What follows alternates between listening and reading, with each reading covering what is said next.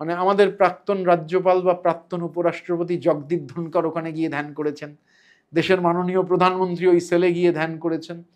অথচ documented fact হচ্ছে ওই Cellular Jail, marvel of British engineering, ওপরে একজন সেনা থাকলে গোটা সেলটাকে গার্ড দেওয়া যায়, 7টা উইংস ছিল, অনেকগুলো ধ্বংস হয়ে গেছে, কিন্তু একজনই এনাফ।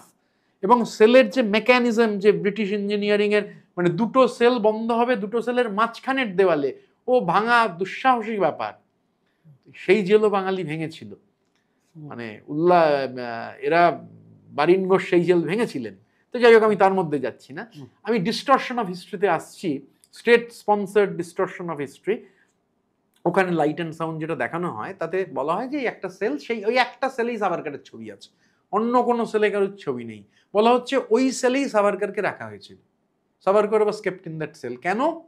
লাইট অ্যান্ড সাউন্ডে তোমায় দেখানো হচ্ছে যে ফাঁসির মঞ্চের সব থেকে কাছাকাছি ওই সেলটা রয়েছে, সাভারকারের ওপর মানসিক নির্যাতন করবার জন্য ওখানে রাখা হয়েছে যাতে উনি ফাঁসি দেখতে পান। আমি পার্লামেন্টে একটা কোয়েশ্চেন করেছিলাম যে মানে ডিরেক্টলি উত্তর আসছিল না, সাভারকার যেহেতু রয়েছেন তাই উত্তর আসছে না।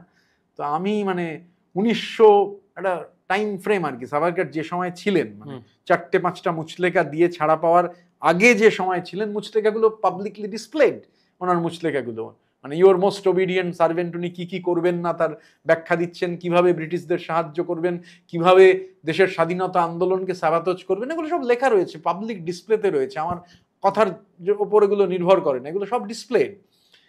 তো এবারে লাইট অ্যান্ড সাউন্ডে দেখানো হচ্ছে যে সাভারকারকে ফাঁসি দেখানো হবে to give pressure on him.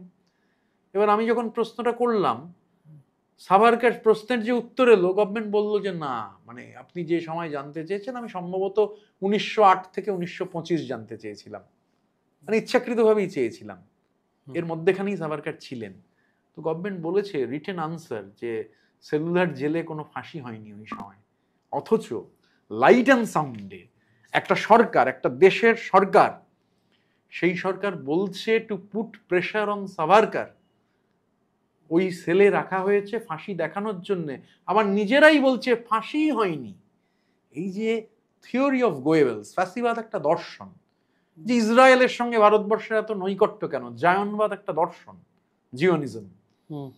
এখন ফাঁসি হয়নি, অথচ একটা লোককে গ্লোরিফাই করবার জন্য, যিনি 4-5টা মুচলেখা দিয়েছেন, ব্রিটিশদের সাহায্য করবেন সেই জন্যে তিনি ছাড়া পেয়েছেন, তাকে মহিমান্বিত করবার জন্য, তাকে গ্লোরিফাই করবার জন্য লাইট অ্যান্ড সাউন্ডটাকেই তুমি চেঞ্জ করে দিচ্ছ। এই যে ডিস্টরশনস,